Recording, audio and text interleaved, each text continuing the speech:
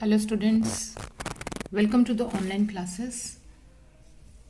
Today we will discuss Civics chapter 6 and we have already discussed about the judiciary, the Supreme Court, the qualification of the judge of the Supreme Court and the jurisdiction of the Supreme Court. So today we will discuss the high courts. In India there are 28 states and 8 union territories.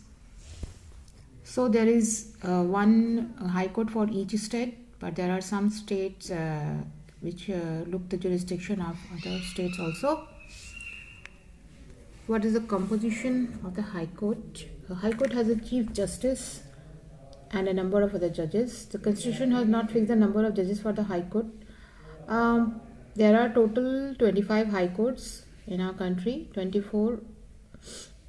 Currently there are 25 high courts. Okay, so you will do the correction here. The number of judges of a high court is dependent upon the size and population of the state, and the President of India appoints the judges of the high court, and he will consult the Chief Justice of India, the governor, and Chief Justice of India, Chief Justice of the state and the governor of the connected state.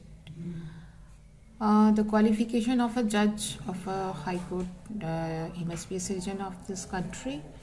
He must have held a judicial office in the country for at least 10 years, or he should be a practicing advocate in the high court for not less than 10 years. And he must be a man of honest views. What are the jurisdiction of a high court? High court has both appellate and original jurisdiction. High court has jurisdiction against the decision of the session courts in the state.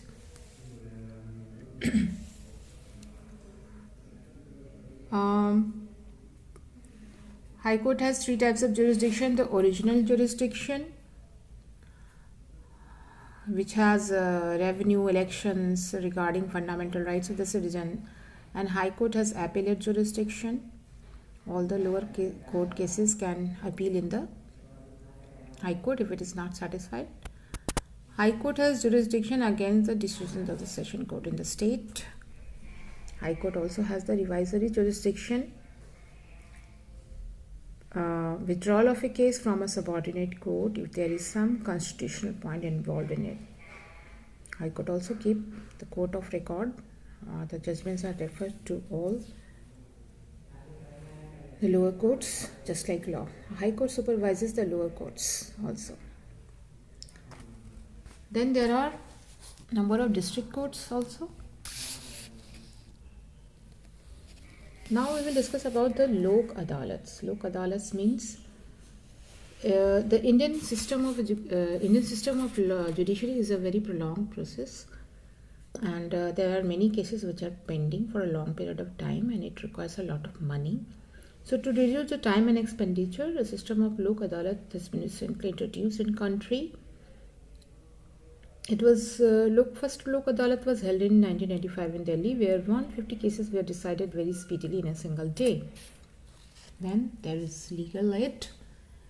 Under the legal aid scheme, the free legal services are available to the weaker section of the people, a weaker section of the society, like scheduled caste, scheduled tribe, mentally ill, disabled person, children, women, etc. Functions of the judiciary. The judiciary resolves the dispute between citizen and the government, between two or more states. The judiciary is the final interpreter of the constitution. It has the power to reject the particular laws by the parliament if it believes that the laws are a violation of the fundamental rights, or no, if the laws are a violation of the basic structure of the constitution. That is, if the laws are not made according to the basic structure of the constitution, then the judiciary can reject it, and this is known as judicial review. So we will talk about the branches of the legal system. The legal system has two branches: criminal law and civil law. Criminal law deals with the crime against society, and it is known as criminal law. Civil law deals with the cases of property, damage of goods, transit by railways or other kinds of, they are called civil cases. Criminal law has main features. The criminal law deals with the conduct or acts The criminal law usually has begin with an FIR. The police investigate the crime, after which a case is filed in the court. If the accused is guilty, it can be sent to jail or fine. In civil law, it deals with the harm or injury to the rights of the individual, like land dispute, etc. Only the affected party can file a petition. Okay. Now then we will discuss about PIL. Though we say that law is for everyone, still there are many people who are not able to get justice because it's a prolonged process and very costly. So to make increase the access to justice to more and more people, the Supreme Court in 1980s introduced a legal mechanism called PIL. What are the main features of the PIL? It is PIL can be done in the High Court or Supreme Court on behalf of those whose rights have been violated. It's a legal process, very simple. A letter or telegram can be addressed to the Supreme Court or the High Court and can be treated as a PIL.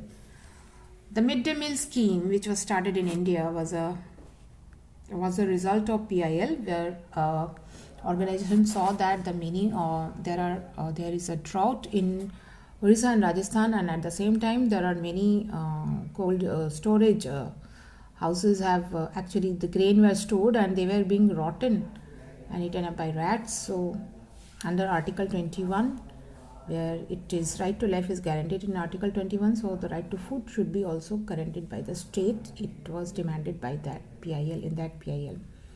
So after that PIL, it was declared that it was the state's responsibility to look after this problem. So then after that, midday meal was introduced in all the parts of India. That's it in this chapter. See you in the next video.